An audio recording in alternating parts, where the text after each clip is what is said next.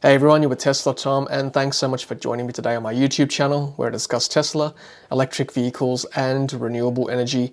If this is your first time to my channel, then hello and welcome. Take a moment to hit that red subscribe button, that way you stay informed of any new content, and it also helps my channel to grow as well. Today we're going to review the Jeda Tray and solid state drive for pre-2021 Tesla Model 3s and Model Ys. We're going to do that and much more right after this.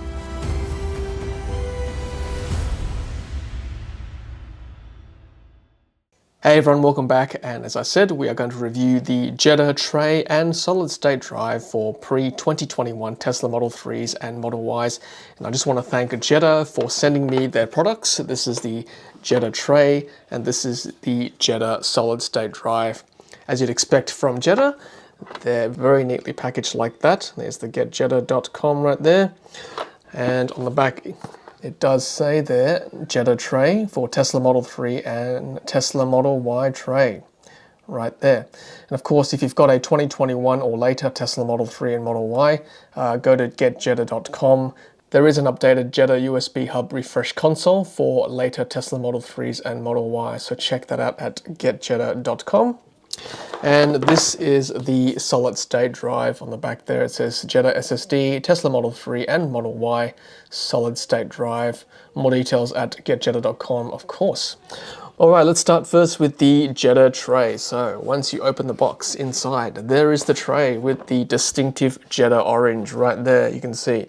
So it's made from very sturdy plastic, this tray. It is wider up the top here towards the front of the car, and then it tapers down and gets narrower as you get towards the back of the car. And of course, we'll go to the car later on to install this and to show you how it works. So within the sturdy plastic of the Jeda tray, there is a silicone lining to stop your things sliding around inside your car. And there is a wireless round charging pad here for your Apple Watch. Of course, we'll test that as well in the car. There is a section here for your Airpods, which you can charge wirelessly, which is very handy. And once I remove this very funky charging cable, which I will go through in 1 second, there is a secret compartment here, which you can put a few more things. And this, once I show you inside the car, this goes deeper inside the center console. So I guess you can hide a few things away in secret if you don't want people to see what's inside the console on first inspection. But there is that very funky charging cable there, which I showed you before. Now, on one end is a right angle USB-C connector there, right? And on the other end, it also appears to be just a normal USB-C, but as I put this down, you'll see that it does come off magnetically like this. See that? So it connects like that. And I'll show you why that's very important in 1 second, and also later on in the car. But essentially in the car, the tray sits like this. And imagine the front of the car is here. And it's designed to work well with a Jeda USB hub, because you install it like this. So there is the charging cable there. I'll just swap hands. There's the charging cable there. So you stick it over here at a right angle. And this end goes to the USB hub. And in the car later on, I'll show you why that's important, because it's useful to remove the cover of the USB hub with this magnetic plug so that you can access your solid state drive, which Jeda also sent me. Now here is the solid state drive here as I unbox this right there. So now on first inspection, the product may just look like the cover for the USB hub, but on the back, you'll see very quickly that there is a solid state drive right there, 256 gigabytes, right? And it's the Jeda solid state drive, which connects also to the USB hub. And it does so via this very funky cable as well. I do like the funky cables that come with the products. And this is also magnetic, see that? Comes off very easily, like that. And again, in the car, I'll show you why that's important when you remove this from the USB hub, should you want to access the solid state drive on your computer, for example. So there you go, that is the solid state drive with the detachable cable for the USB hub. Easy to put on and off. And here is the Jeda tray, which we are going to review in our Tesla Model 3 right now. Alrighty guys, so we are in the car, and let's take a look at what is inside the center console before the installation of the Jeda tray. So we've got a, I want to lift up this wireless charging pad. So we've got a whole bunch of disposable masks, given the circumstances we're in currently. And yeah, we've got a couple of pairs of sunglasses. These are Joys. Put that aside. We've also got an Apple Watch charging dongle. Right, pop that over there. That's what it looks like there. And I've got also a USB hub courtesy of Jeda. So currently we've got a few things attached to it. We've got 2 USB-A ports connected to the wireless charging pad, right, for this thing. And then this USB-C port here is being used by another third-party device right there. So let me just show you inside the USB hub. You can open this secret compartment by pushing down here. And then with one hand, I'll flick that open. And inside there is a portable SSD. That's kind of like a secret compartment. So as you can see, currently I'm using a Samsung device. So I'm going to eject this drive, and to do that, I do recommend just doing this to start with so none of your files get corrupted. So hang on to this button here. Alright, this camera button. So hang on to that until it flashes grey around it, and then the red dot will disappear from that camera icon. So then we can unplug this device now. There we go. So that's safe. That's just basically ejecting the drive safely. All right. So this is now this is a 500 gigabyte drive, and it's useful, but possibly a bit too big. You do end up with a lot of files, and I'm going to go through all these files to make sure I don't lose anything important. But I'm going to give this to the kids so they can use it for their Xbox One. And that basically doubles the storage capacity of the Xbox. Anyway, that's a different story. But I'll put that aside. And by the way, it came with a magnetic clip on the back there, so you can easily snap on to the back of the Jeda hub like that. So that's one useful feature. All right, so pop that aside. All right, so the first thing I'm going to do is install the Jeda SSD. Okie dokie, so here is the Jeda SSD, and as I said earlier in the video, it looks like the cover of the USB hub right there, but on the back, of course, we all know that it is the Jeda SSD drive right there, 256 gigabytes. It is half the storage capacity of the Samsung one I had, but like I said, I'm happy to have half the capacity, given that it does store a lot of files anyway, and I really should be going through them regularly.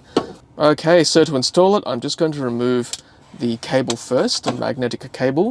Place that down gently there, and this USB-A plug will go into the secret port in the secret compartment of the USB hub right there. I can just feel it with my finger underneath there. I'll just lift up to show you guys. That's where my finger is right there. Okay. Of course, with USB-A, you need to make sure you've got the right direction, and assuming that Jeda have got it right, yes they do. It's of course this direction, because then this plug sits very easily onto the USB drive, which of course faces this direction like that, so that should just plug in like that. Okay, so you know that the magnetic plug is working correctly, because as I zoom in, you'll see that green light for the USB cable there. Now this next step will be a little bit tricky to do with one hand, as I'm holding the camera with the other hand, but basically you have to line this up like that to make sure that the magnetic clip attaches to the USB drive. And there we go. You can probably see that light there, that red light coming on, which means that it's all connected. Let me just try that again for you guys. So there it is, disconnected, and then when it's connected like that, there you go, that red light flicks on. Okay, so then it flashes like that. So that means you are basically good to go. And then you just push it in like this, and that clips on magnetically to the USB hub. And of course, the best way to test it is to make sure you can format it.